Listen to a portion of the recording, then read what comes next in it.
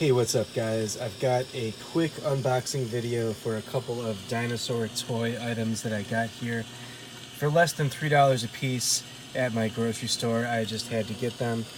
They remind me of my childhood, and I might as well make an unboxing video since I am going to unbox them.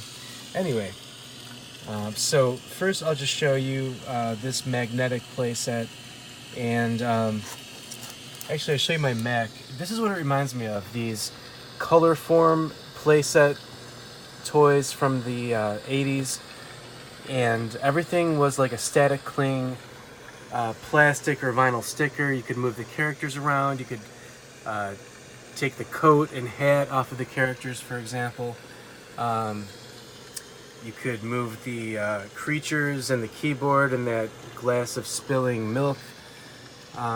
Here's a scarf put onto one of the gremlins. So you can just move all the characters everywhere, and these were very fun.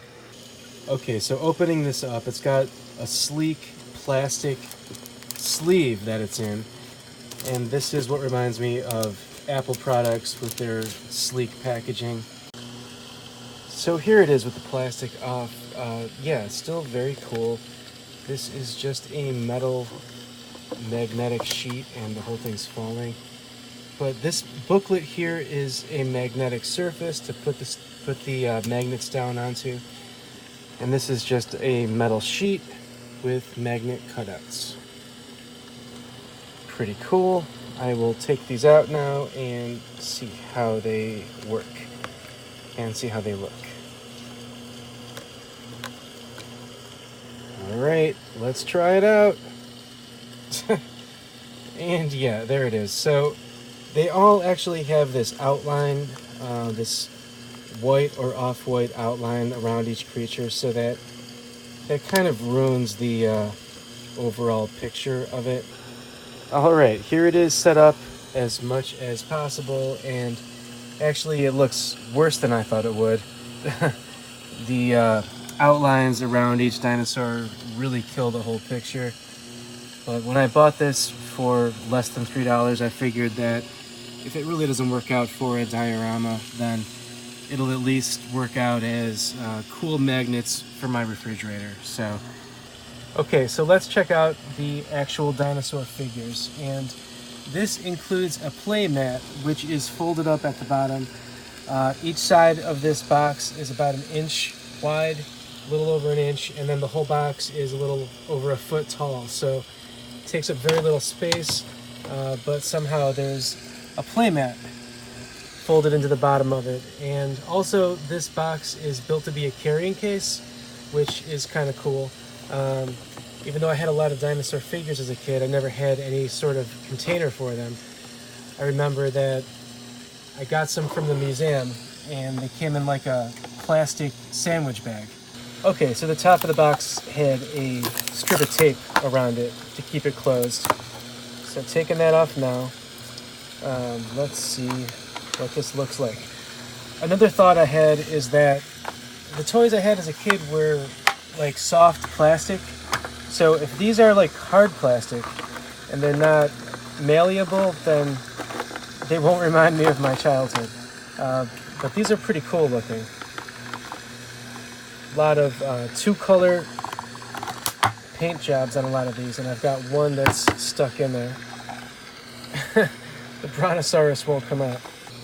Okay, I actually had to take off the bottom of the box to get this playmat out, and this actually feels awesome. It's like surprisingly thick plastic, so it feels durable. Let's see what this folds out to be here. Alright, it's just like a cool generic, let's see. Cool generic picture of some mountains and some plains. Alright, awesome. Alright, there's the playmat. It's actually surprisingly cool and surprisingly thick plastic, and totally nostalgic of childhood. Just the classic dinosaur wilderness backdrop. This is funny, it's like the printer had a problem with the ink right there or something. Now, I haven't really handled the dinosaur toys themselves very much yet, They do look pretty cool, like I said. So let's see what they feel like. Yeah, not bad actually. A little bit soft plastic. It's not the soft plastic of my childhood, but it's close. And actually, this one is quite soft on these spikes.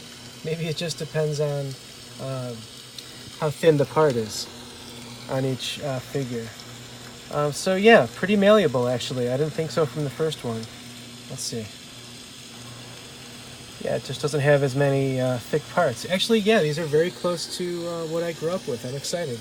I thought they were going to be like a harder plastic, like a stiffer, cheaper, hard plastic. This is very soft plastic on this guy. Yeah, I'm actually very excited about this. Very close to what I grew up with, and probably painted a little bit better than the ones I grew up with, for the most part. What I grew up with mostly was one color per figure, I believe. So they weren't really painted. They were just whatever color plastic that they were. For the most part, that's mostly what I remember as a kid growing up with. So these are more exciting just for the fact of being painted. But also, I was thinking that some of the figures I had as a kid were actually not only were they soft plastic and not only were they rubbery. Another very soft one here. This is very cool. Very exciting. But I was saying, not only were some of them very soft plastic and rubbery, some of them were actually erasers. Like some of the dinosaur figures I grew up with were just erasers, like molded into the shape of dinosaurs. So yeah, I'm quite excited. These are very close to what I grew up with, just with a little bit better paint, since the ones I had didn't really have paint.